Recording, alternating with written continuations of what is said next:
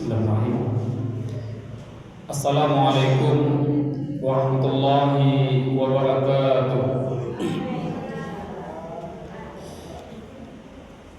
Innal hamdalillah nahmaduhu wa nasta'inuhu wa nastaghfiruh wa na'udzu billahi min shururi anfusina wa min sayyiati a'malina. May yahdihillahu fala mudilla lahu wa may yudlil fala hadiya lahu. Bersyukur dengan ucapan alhamdulillahirabbil alamin, dengan rahmat dan nikmat yang Allah Subhanahu wa taala berikan kepada kita sampai saat ini kita bisa berhadir di Masjid Paripurna Rahmanillahi ini.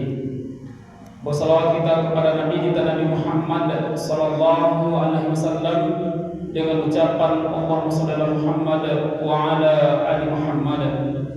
Ma'asyiral muslimin, sidang salat maghrib yang semoga senantiasa diberkahi dan diridhai Allah Subhanahu wa taala. Dengan rahmat dan nikmat ini kita bisa diberikan kesempatan untuk bisa melaksanakan salat maghrib secara berjamaah, dan alhamdulillah bagi kita hari ini menyelesaikan puasa Ayyamul Bid kita, puasa 3 hari kita di pertengahan bulan Sya'ban, Rabu, Kamis dan Jumat. Alhamdulillah atas nikmat, atas kesehatan, atas kesempatan yang Allah berikan kepada kita. Alhamdulillah, maka Sya'ban 1446 Hijriah wa Ayyamul Bid, alhamdulillah bagi Bapak Ibu yang menjalankan, maka selesailah hari ini. Alhamdulillah. Bapak Ibu yang semoga senantiasa diberkahi dan diridhai Allah Subhanahu wa taala. Yang sama-sama kita hormati Imam Besar kita Ustaz Zulqadri, Takmir kita Ustaz Fernando, petugas kebersihan dan security kita, dan juga yang sama kita hormati Bapak RT kita Bapak Zainal. Kemudian yang sama-sama kita hormati ibu-ibu majelis taklim kita yang sehat selalu, yang mana tanggal 15 besok pergi berangkat, tadi ajak kami tidak gitu. Kemudian yang sama-sama kita hormati Bapak Ibu yang semoga senantiasa diberkahi dan diridhai oleh Allah Subhanahu wa taala. Antara dajak sudah datang dalam mobile. Bapak Ibu yang semoga senantiasa diberkahi dan diridhai oleh Allah Subhanahu wa taala. Yang penting oleh-oleh dan buku itu aja. Adapun judul ceramah kita pada malam hari ini adalah langkah-langkah menuju pendekatan kepada Allah Subhanahu wa taala. Bapak Ibu, sekarang kita sudah berada di bulan Sya'ban. Bulan Sya'ban adalah bulan yang mengiringi bulan kemuliaan. Sya'ban, Ramadan. Apabila sesuatu yang mengiringi dengan kemuliaan, maka banyak fadilah, banyak keutamaan yang Allah Subhanahu wa taala berikan di dalamnya. Seperti salat rawatib, Bapak Ibu. Salat rawatib adalah salat yang mengiringi salat wajib. Maka banyak fadilah, keutamaan, pahala yang Allah berikan apabila kita istiqomah untuk menghidupkan salat sunat rawatib tersebut. Dan begitu pula bulan Sya'ban ini, Bapak Ibu. Bulan yang mengiringi bulan kemuliaan. Bulan yang mendampingi bulan kemuliaan. Ada 2 bulan yang mengiringi, yang mendampingi bulan kemuliaan. Yang pertama adalah bulan Sya'ban, yang kedua adalah bulan Syawal. Kita lihat Bapak Ibu, bermakna Allah Subhanahu wa taala memberikan kemuliaan yang sungguh luar biasa yang tidak kita ketahui, Bapak Ibu. Dan juga kita ketahui juga bulan Sya'ban, kata Nabi, adalah bulan dinaikkan amal kita. Bulan dilaporkannya kepada Allah Subhanahu wa taala. Makanya Nabi katakan, aku menginginkan di bulan Sya'ban ini amalanku dinaikkan, disampaikan kepada Allah Subhanahu wa taala, dan aku sedang dalam keadaan berpuasa, dalam keadaan beribadah kepada Allah Subhanahu wa taala. Dan di bulan Sya'ban ini, Bapak Ibu, kita ketahui yang mana Bunda Aisyah menyampaikan kepada kita, wa ma ra'aituhu aksara asyamu minhu fi Sya'ban. Akhara, kata Nabi, banyak apa yang dilakukan banyak oleh Nabi Muhammad, yakni asyamu, puasa. Kapan itu? Fi Sya'ban, di dalam bulan Sya'ban ini, Bapak Ibu. Makanya Aisyah mengatakan, aku tidak pernah melihat Nabi Muhammad SAW berpuasa 1 bulan penuh kecuali pada bulan Ramadan. Kemudian Aisyah mengatakan, aku tidak pernah melihat Nabi Muhammad berpuasa paling banyak melaksanakan puasa sunnah kecuali di bulan Sya'ban ini, Bapak Ibu. Maka di bulan Sya'ban ini banyaklah kita melaksanakan ibadah puasa. Agar apa nantinya?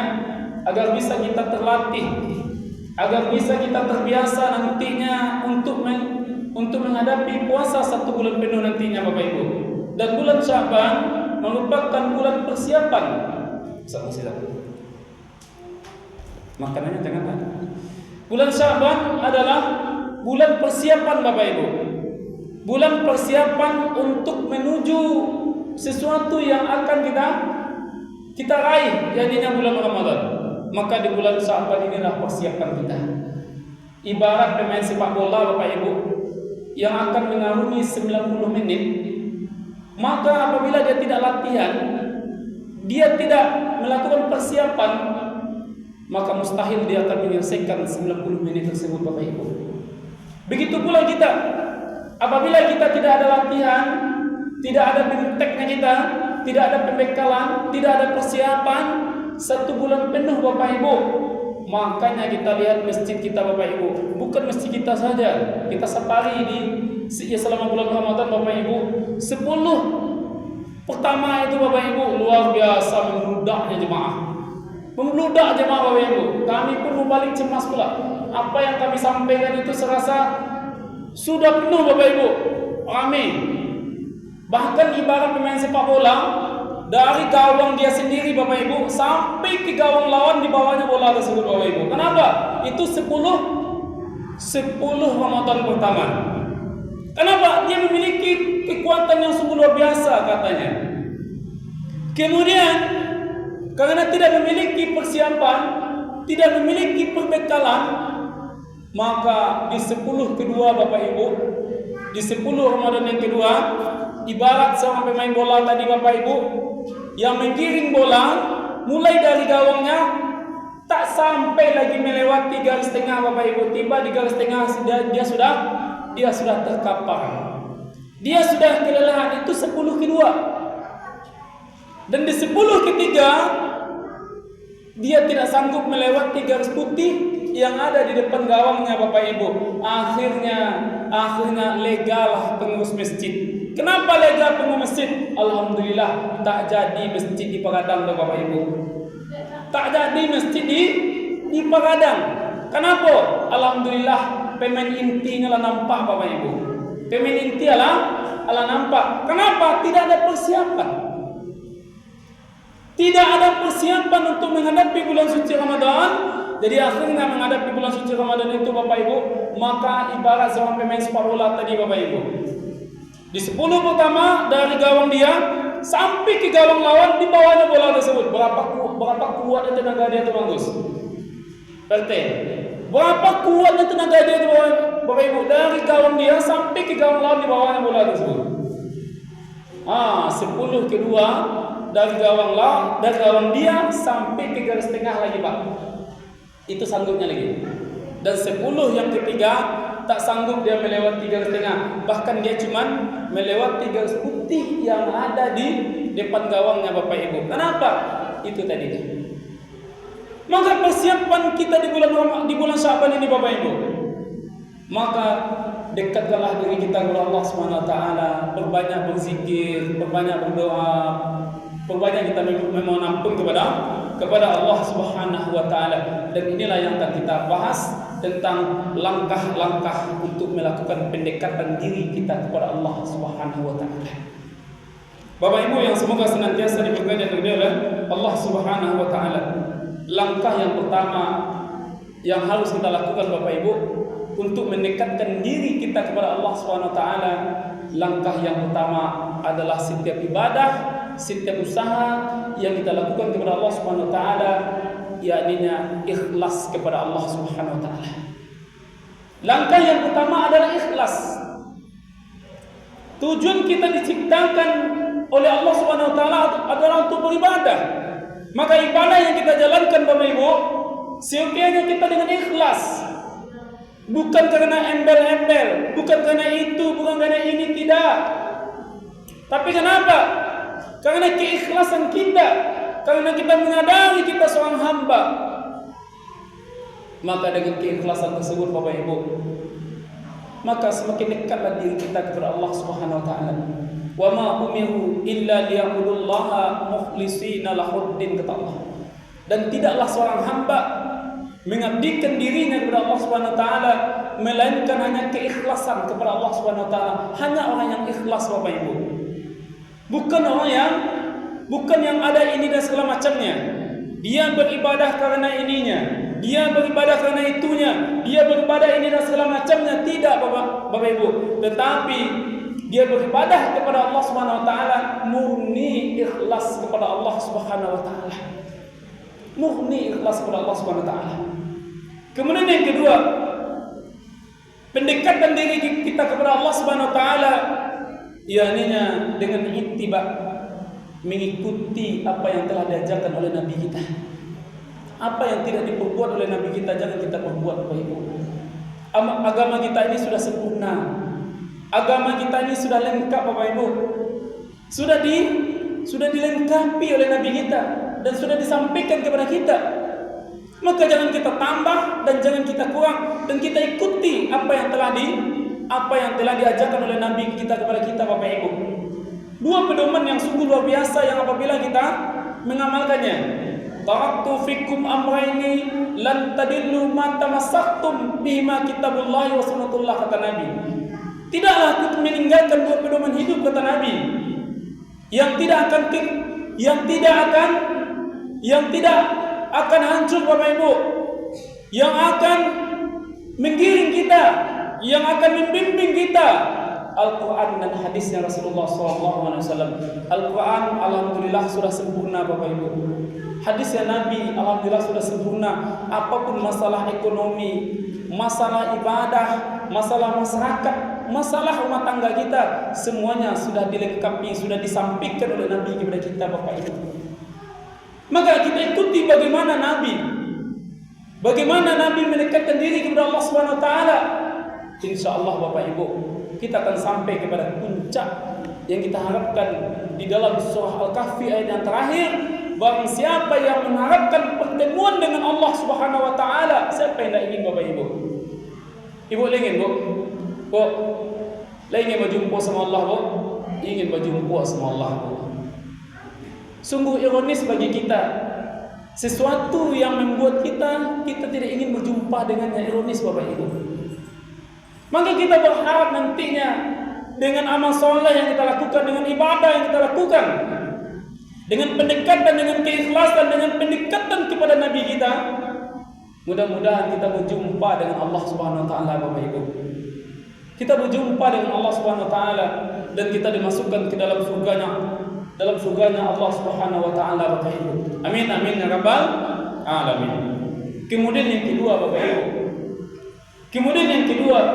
Yang ketiga, pendekatan diri kita kepada Allah Subhanahu wa taala. Yang ketiga adalah waspada terhadap sifat riya yang ada pada diri kita Bapak Ibu. Alladzina hum yura'un wa yamna'unal ma'un. Hati-hati Bapak Ibu dengan riya yang ada dalam hati kita.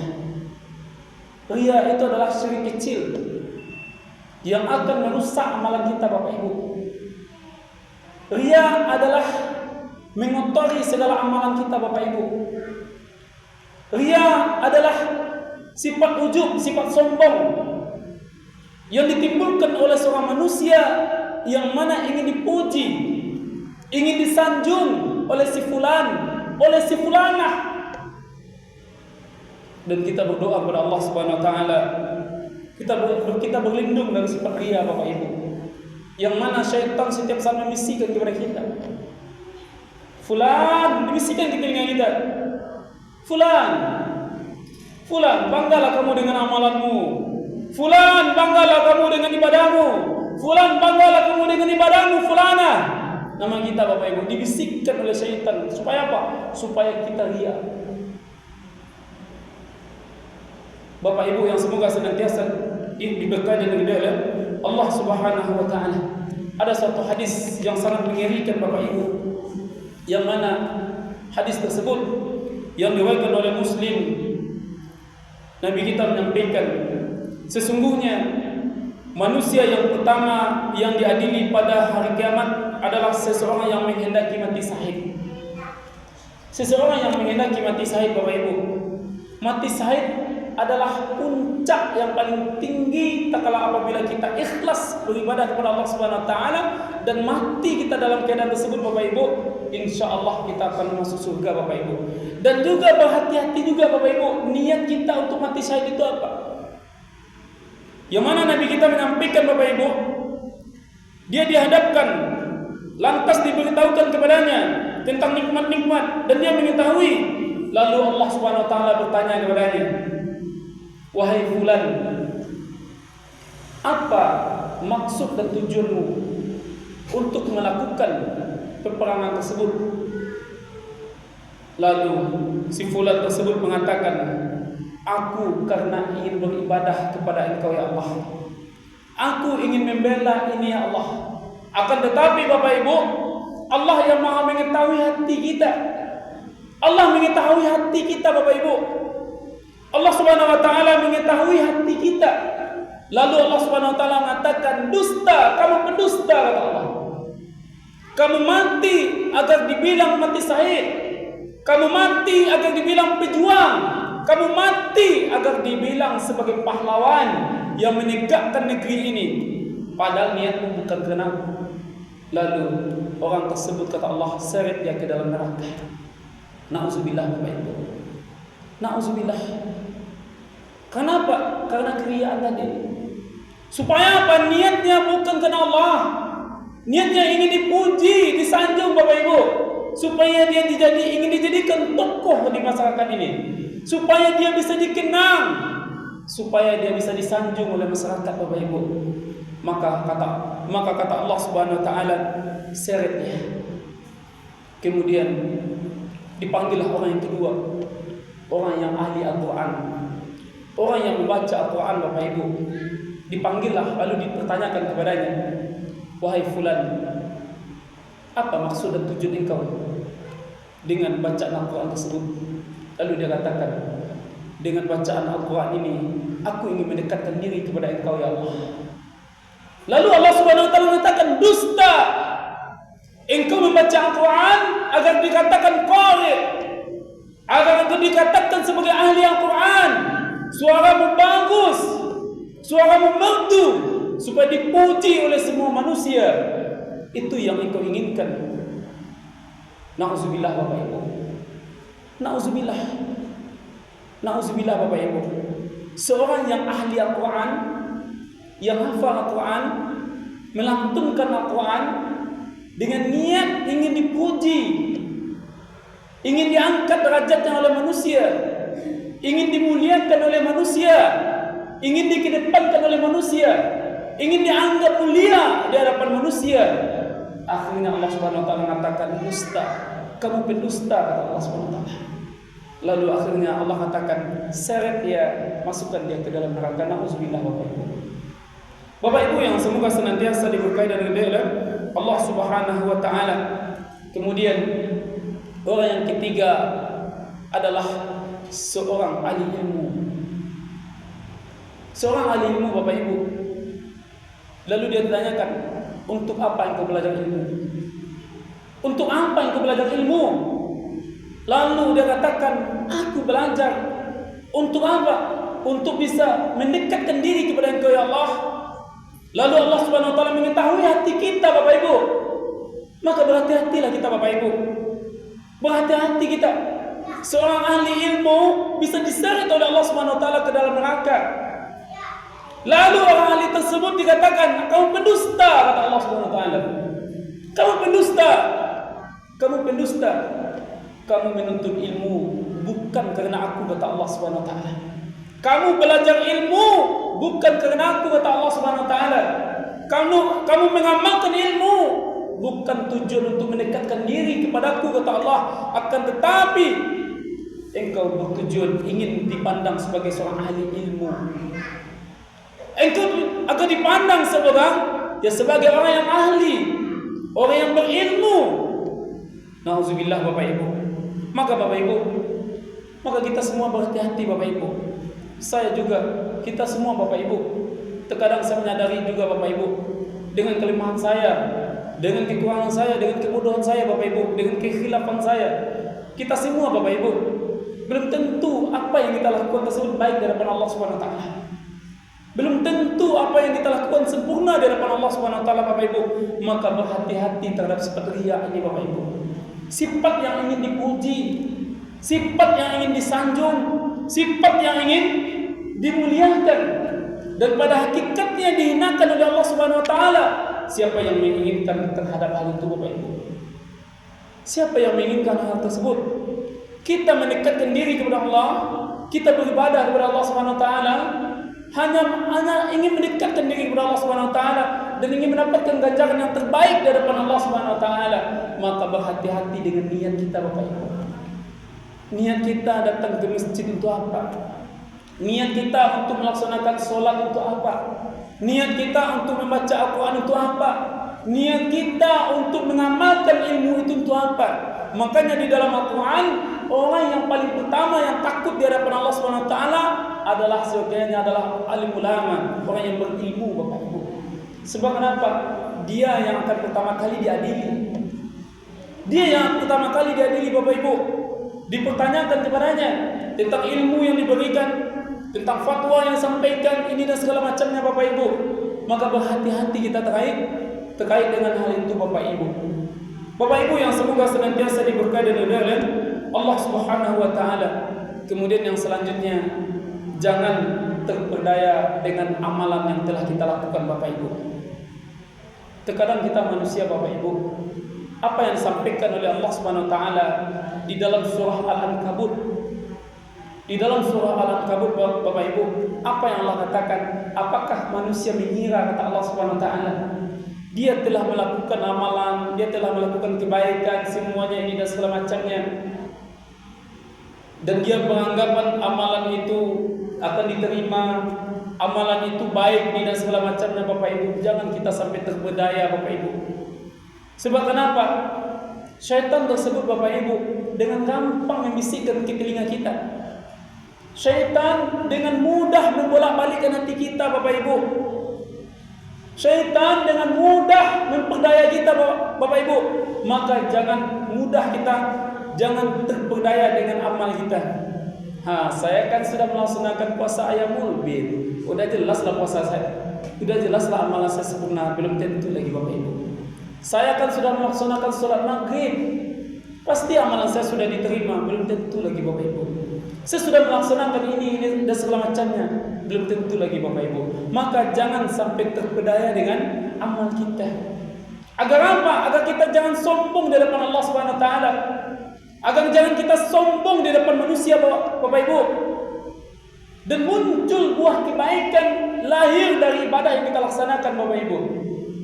Solat yang kita lakukan Bapak Ibu, solat yang kita lakukan apabila masih ada kemungkaran dalam diri kita, masih ada maksiat di dalam diri kita, masih ada dosa di dalam diri kita Bapak Ibu, masih ada kesombongan dalam diri kita, masih ada sifat riya di dalam diri kita, maka solat yang kita laksanakan tersebut Bapak Ibu tidak ubahnya hanya rukuk dan sujud saja Bapak Ibu. Inna sholata tanha 'anil fahsya'i wal munkar.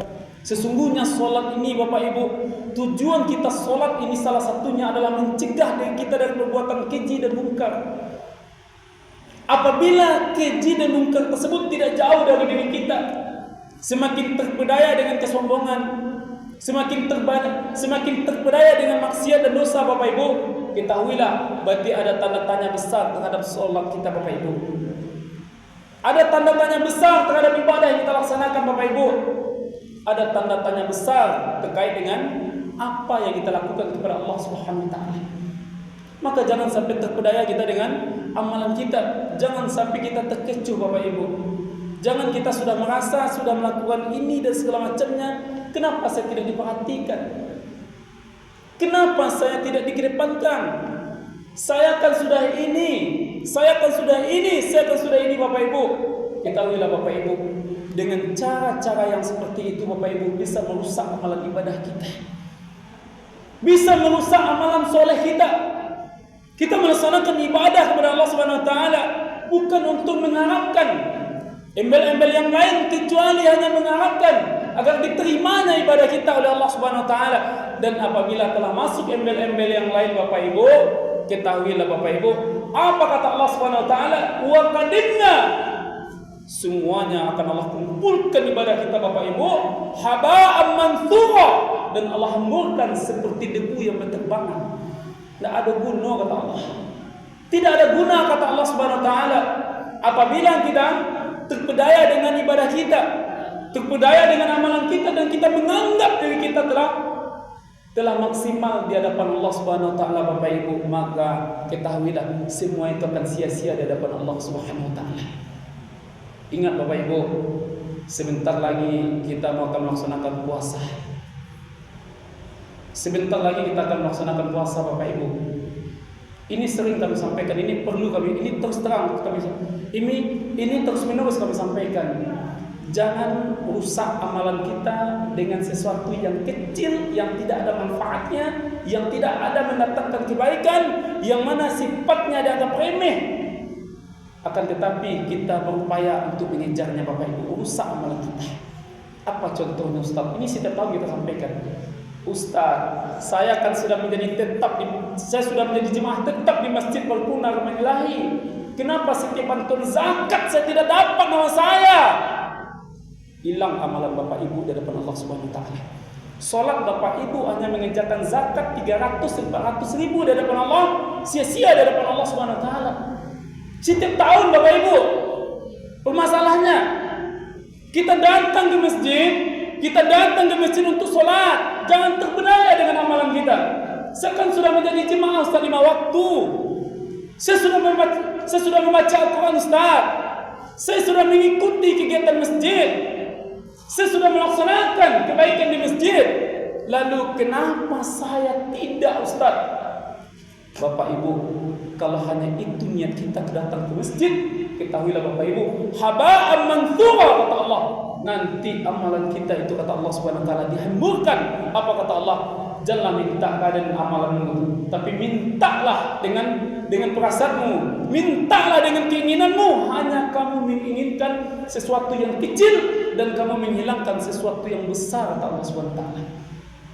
Bapak Ibu, kami pengurus masjid dan juga RT RW Bapak Ibu, terkadang kami ironis miris kami Bapak Ibu. Kenapa ya Allah? Kenapa jemaah kami?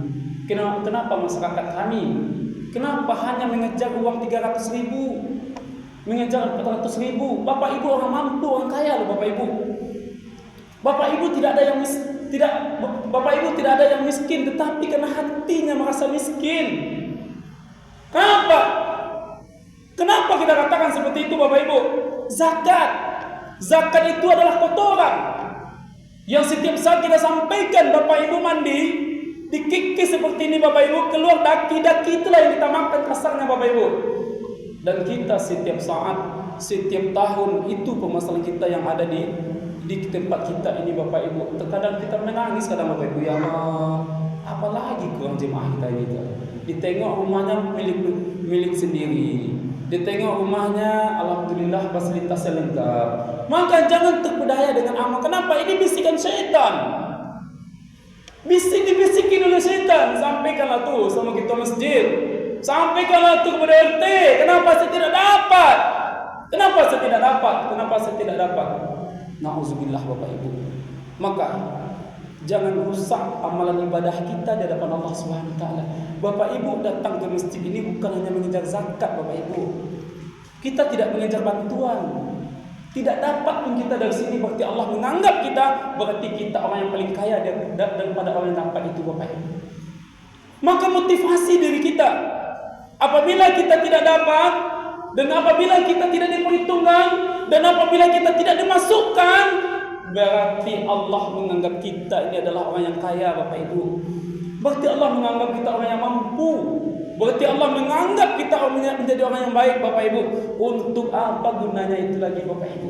Bapak Ibu masih bisa bermewah-mewahan, Bapak Ibu masih bisa ini dan segala macamnya, tetapi karena amalan terpedaya jadinya Bapak Ibu rusak semuanya. Lalu kata Allah Subhanahu wa taala, sia-sia kamu beribadah, kata Allah Subhanahu wa taala. Kita perhatikan dengan contoh yang tiga tadi Bapak Ibu. Seorang yang mati syahid membela agama, katanya Bapak Ibu, dilemparkan ke dalam neraka. Seorang ahli Al-Quran, dikatakan dia seorang ahli Al-Quran, akhirnya diseret ke dalam neraka. Kenapa? Karena dia merasa diri dia adalah seorang ahli Al-Quran, ternyata diseret oleh Allah Subhanahu wa taala. Dan seorang ahli ilmu yang merasa dirinya memiliki ilmu yang banyak, ilmu yang maksimal Bapak Ibu, akhirnya diseret dimasukkan ke dalam neraka Bapak Ibu.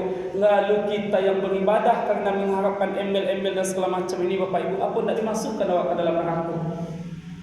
Mimpi nak tinggi, ya Allah, matikan aku dalam keadaan husnul khotimah, matikan aku dalam keadaan husnul khotimah, masukkan aku ke dalam surgamu ya Allah yang paling tinggi. Tapi menuntut juga Bapak Ibu. Kenapa? Maka ini perlu tanda tanya kita Bapak Ibu. Bapak Ibu yang semoga senantiasa diberkahi dan diridhai oleh Allah Subhanahu wa taala, maka jangan terpedaya kita dengan amalan kita Bapak Ibu. Bapak Ibu datang ke masjid untuk solat saja. Solat saja Bapak Ibu, jangan ada embel-embel yang lain. Jangan ada embel-embel ini dan segala macam. Ada bisikan, ibu nak dapat apa tuh? Di masjid kan ada ini. Saya masih ada rezeki saya di tempat yang lain. Rezeki saya lebih banyak daripada itu yang diberikan oleh anak saya, oleh cucu saya, oleh keluarga saya, oleh suami saya, oleh istri saya. Motivasi diri kita Bapak Ibu. Bapak Ibu nak dapat ini dan segala macamnya. Alhamdulillah, aku masih kuat untuk mencari rezeki. Aku masih kuat untuk mencari uang. Aku masih kuat untuk mendapatkan apa yang didapatkan oleh seseorang tersebut. Maka motivasi diri kita Bapak Ibu. Jangan terbalik sebaliknya. Bapak Ibu nak dapat? Iya, tak dapat awak dong. Awak lah panik-panik solat. Ala dari awak lah ia mulai bersaji itu sampai kini lah baru mula beruban kepala ke masaji itu tak hendaknya perhitungan awak dah. Nauzubillah, hilang amalan kita Bapak Ibu. Hilang amalan. Saya sudah haji Ustaz, haji itu sia-sia di depan Allah. Saya sudah umrah Ustaz, sia-sia di depan Allah. Saya sudah berinfak Ustaz, sia-sia di depan Allah Subhanahu wa taala. Sebab kenapa? Bukan karena Allah Subhanahu wa taala ibadah kita Bapak Ibu. Maka jangan terpedaya kita dengan amalan kita.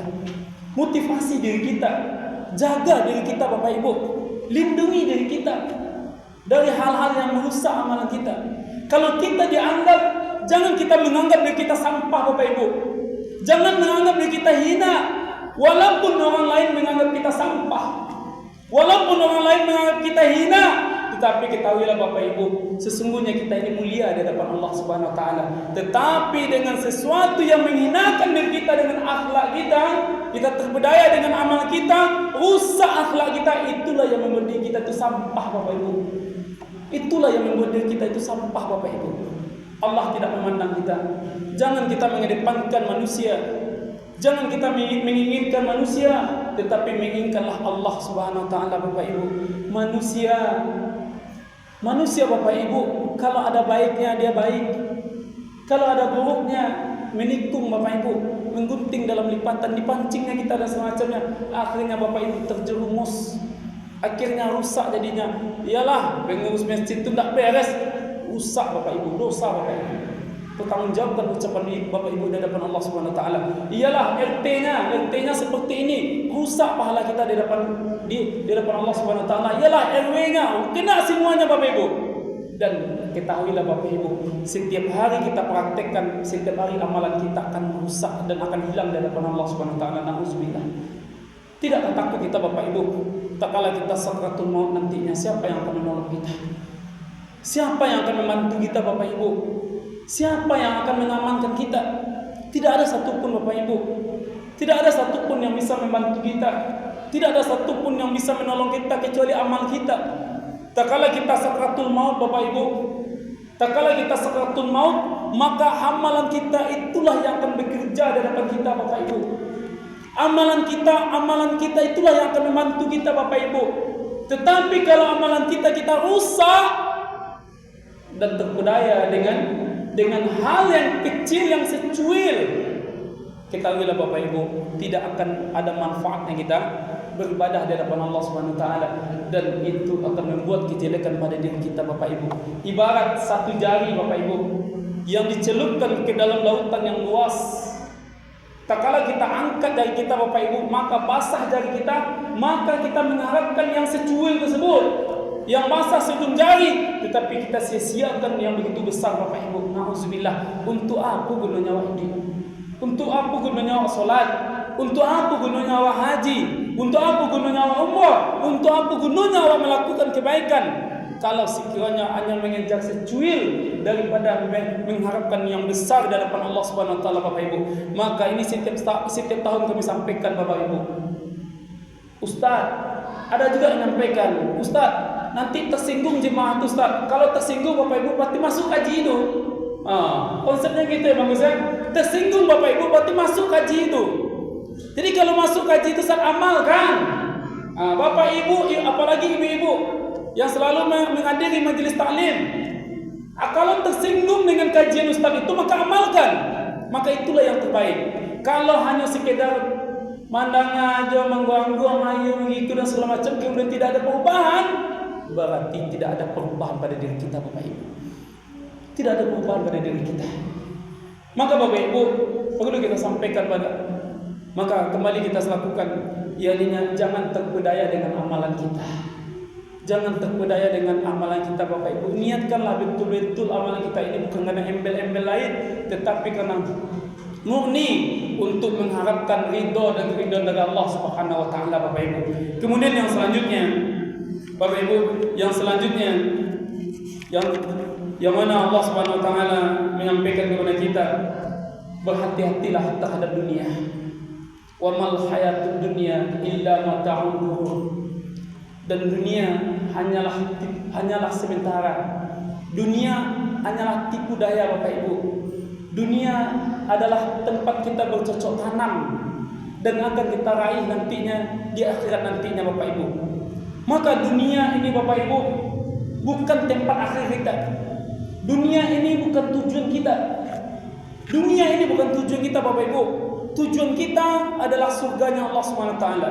Tujuan kita adalah ingin berjumpa dengan Allah Subhanahu wa taala. Maka jadikan jembatan dunia ini untuk kita beramal sebanyak-banyaknya Bapak Ibu. Bentengi diri kita dari sesuatu yang merusak. Bentengi diri kita dari hiruk pikuk dunia ini Bapak Ibu. Bentengi diri kita dari kegagahan, cobaan, ujian yang ada di atas dunia ini Bapak Ibu. Maka jalani dunia ini dengan baik Bapak Ibu. Bagaimana kita menjalani dunia dengan baik? Kuat kita kepada Allah, dekat kita kepada Allah, hargai orang lain, hormati orang lain, doakan orang lain, insyaallah kita akan bahagia terhadap dunia kita Bapak Ibu. Kemudian yang selanjutnya Bapak Ibu, yang selanjutnya adalah bersabarlah terhadap musibah yang menimpa kita Bapak Ibu. Allah Subhanahu wa taala 2 kali memberikan penegasan kepada kita. Apa yang disampaikan oleh Allah? Fa inna ma'al usri yusra. Inna ma'al usri yusra. Maka sesungguhnya setelah kesulitan pasti ada kemudahan. Kata pertama Allah Subhanahu wa taala sampaikan kepada kita, sesungguhnya setelah ada kesulitan pasti ada kemudahan kata Allah. Kemudian dipertegas lagi oleh Allah Subhanahu wa taala, inna ma'al usri yusra. Sesungguhnya di balik kesulitan pasti ada kemudahan kata Allah Subhanahu wa taala. Para ulama tafsir menjelaskan, apabila Allah telah menegaskan Bapak Ibu dengan kata penguatan penekanan, bermakna jangan kita risau selagi kita dekat dengan Allah. Allah akan bersama membantu kita Bapak Ibu. Allah akan bersama membimbing kita Bapak Ibu. Allah akan bersama memberikan hidayah taufik kepada kita. Supaya apa? Supaya kita bisa semakin dekat kepada Allah Subhanahu wa taala. Maka jangan bersedih kita dengan ujian. Jangan bersedih kita dengan cobaan Bapak Ibu. Cobaan, ujian yang Allah datangkan kepada kita bukan bermakna Allah ingin menghinakan kita. Bukan bermakna Allah Subhanahu wa taala ingin menjatuhkan kita. Bukan bermakna Allah Subhanahu wa taala menjelekkan kita. Pada hakikatnya Bapak Ibu, Allah Subhanahu wa taala mengampuni dosa dan kesalahan yang pernah kita lakukan. Kemudian yang kedua, Allah ingin mengangkat derajat kita. Allah ingin memuliakan kita. Allah ingin menjadikan yang terbaik untuk kita dari ujian-ujian dan cobaan yang Allah datangkan kepada kita, Bapak Ibu. Terkadang ujian kita ini beraneka ragam, Bapak Ibu. Terkadang suami kita, terkadang istri kita, terkadang anak kita, terkadang masyarakat kita, terkadang lingkungan kita, terkadang jemaah kita, ini dan segala macamnya. Ujian cobaan itu datang diberikan oleh Allah Subhanahu wa taala. Gunanya apa? Untuk mendewasakan diri kita di hadapan Allah Subhanahu wa taala. Untuk bisa kita berafala ya tafakkarun, supaya kita bisa berpikir, Bapak Ibu. Dengan ujian dan cobaan yang Allah datangkan, supaya apa? Supaya kita bisa dewasa dengan ujian dan cobaan tersebut, Bapak Ibu. Maka tidak lain dan tidak bukan adalah bersabar terhadap ujian tersebut. Tidak ada kata kunci yang paling hebat dalam menghadapi suatu ujian, suatu cobaan, kecuali kita sabar di hadapan Allah Subhanahu wa taala. Kita sabar dalam menghadapi cobaan tersebut. Sabar itu adalah orang yang tahan dalam menghadapi derita risiko yang dia dapati, Bapak Ibu. Dan sabar itu terjadi pada hentakan kaki yang pertama, Bapak Ibu.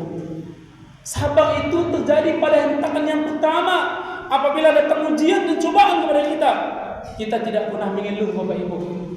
Apa manusia ini yang tidak mengeluh, Bapak Ibu? Diberi rezeki mengeluh, tidak diberi rezeki apalagi.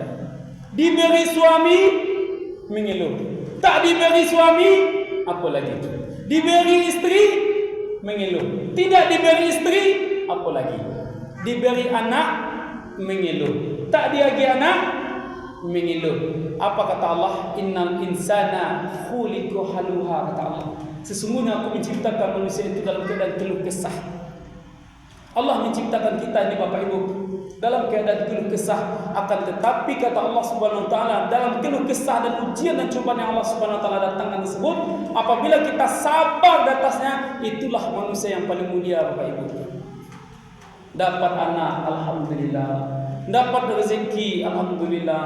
Tak dapat rezeki, alhamdulillah. Sehat, alhamdulillah. Tak sehat, alhamdulillah. Mendapatkan kebaikan, alhamdulillah.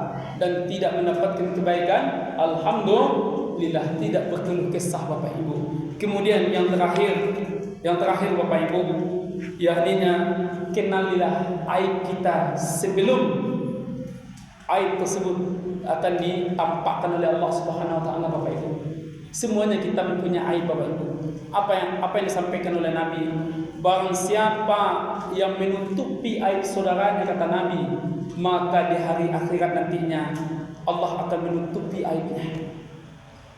Bapak Ibu, terkadang mulut kita ini terkadang, Bapak Ibu, tidak ada bandrolnya. Rokok saja ada bandrolnya. Ya Bang, rokok saja ada bandrolnya, Bapak Ibu. Terkadang mulut kita ini tak ada bandrolnya. Kita merasa mulia, kita sudah merasa hebat, kita sudah merasa ini dan segala macamnya, Bapak Ibu. Lalu Bapak Ibu, dengan lantangnya, dengan semangatnya kita sampaikan, kita jatuhkan harga diri seseorang, dengan langsung menghantam individu tersebut, itu tidak boleh hukumnya, Bapak Ibu. Nabi mengatakan, tutupilah aib orang tersebut. Apabila dia memiliki aib dan pernah dia bercerita dengan kita dengan aibnya, maka Bapak Ibu amanah dalam aib tersebut. Bapak Ibu amanah dalam aib tersebut, maka mestilah kita harus menjaga. Kemudian yang terakhir kali adalah berhati-hati dalam menghormati harga diri seseorang, Bapak Ibu. Orang yang rendah, orang yang hina, orang yang tidak ada apa-apanya di pandangan mata kita, ketahuilah Bapak Ibu, sesungguhnya ada doa yang mustajab yang akan Allah kabulkan tatkala dia berdoa dan apabila kita hinakan dia, Bapak Ibu. Mudah-mudahan apa yang saya sampaikan ini, Bapak Ibu, bermanfaat terutama bagi saya, Bapak Ibu, manusia yang lemah, manusia yang bodoh, manusia yang dhaif, manusia yang senantiasa belajar, Bapak Ibu. Semoga kita dibimbing dan diberikan hidayah oleh Allah Subhanahu wa taala, dan kita semua, Bapak Ibu, diberikan hidayah dan taufik oleh Allah Subhanahu wa taala. Lain ada yang tersinggung, Bu? Alhamdulillah, berarti kurang sampai kajian, Bu. Kurang sampai kajian, Bu, itu, Bu. Jadi kalau lain tersinggung kita berarti sampai kajian, Bu, Bapak Ibu. Jadi mohon maaf, Bapak Ibu, mudah-mudahan tersinggungnya dan elok, Ibu, ya. Mudah-mudahan tersinggungnya untuk mendekatkan diri kita kepada Allah Subhanahu wa taala. Banyak maaf, Bapak Ibu, kalau ada kata-kata yang salah, kamu sudahi. Wabillahi taufiq wal hidayah. Assalamualaikum warahmatullahi wabarakatuh.